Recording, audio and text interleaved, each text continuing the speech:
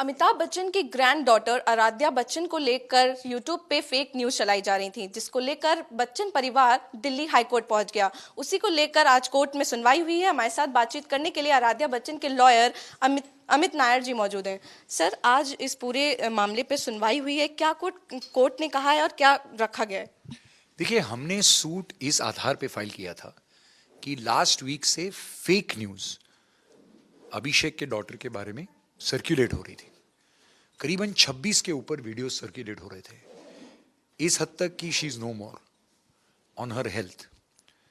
उसके बेसिस पे हमने एक टेक डाउन नोटिस भी इशू की, गूगल ग्रीवेंस सेल को भी चिट्ठी लिखी।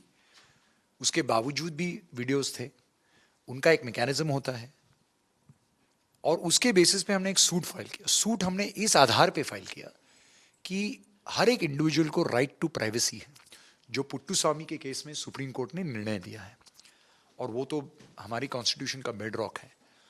और उसके बेसिस पे कि प्राइवेसी मेंटेन होनी चाहिए, कोई भी हो। और आज हालांकि कोर्ट ने बहुत क्लियरली कहा कि चाहे वो सेलिब्रिटी चाइल्ड हो या अदरवाइज, प्राइवेसी तो सबकी मेंटेन होनी चाहिए, डिग्निटी मेंटेन होनी चाहिए, कॉन्स्टिट्यूशनल और कॉमन लॉ राइट बैलेंस होगा।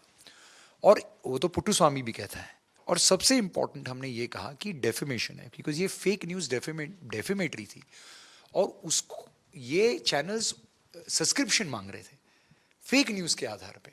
तो 3 काउंट्स के ऊपर, पहले तो राइट टू प्राइवेसी, डेफेमेटरी, और जो बच्चन खानदान का नेम प्रोप्राइटरी है, जो दिल्ली हाईकोर्ट ने नवंबर में ऑर्डर पास की थी पब्लिसिटी और पर्सनालिटी राइट्स के ऊपर, कि उनका नाम प्रोटेक्टेड है, तो आप वो मिसयूज नहीं कर सकते। तो इसके बेसिस पे हमने सूट फाइल किया। आज कोर्ट ने केवल डिफेंडेंट 1 to 9 के खिलाफ इंजंक्शन पास किया, जो यूआरएल्स थे उनको इंजंक्ट किया, और ये भी कहा कि इंटरमीडियरी को बताना पड़ेगा कि कहाँ कहाँ है, डिलीट करवाने पड़ेंगे, और सबसे इम्पोर्टेंट नाम भी देने पड़ेंगे कहाँ कहाँ पे ये न्यूज़ डिसमिनेट हो रही है। सर, गूगल और यूट्यूब को नोटिस भी भेजा गया है इस पूरे मामले को लेकर? जी हाँ, वो तो प्रोसीजर है, हमको करना ही पड़ा और हमने वो किया। उन्होंने ये आर्ग्यू किया कि उनका प्रोसेस होता है। कोर्ट ने यह कहा कि अगर जीरो टॉलरेंस पॉलिसी है पोर्नोग्राफी के लिए, तो चाइल्ड के लिए नहीं।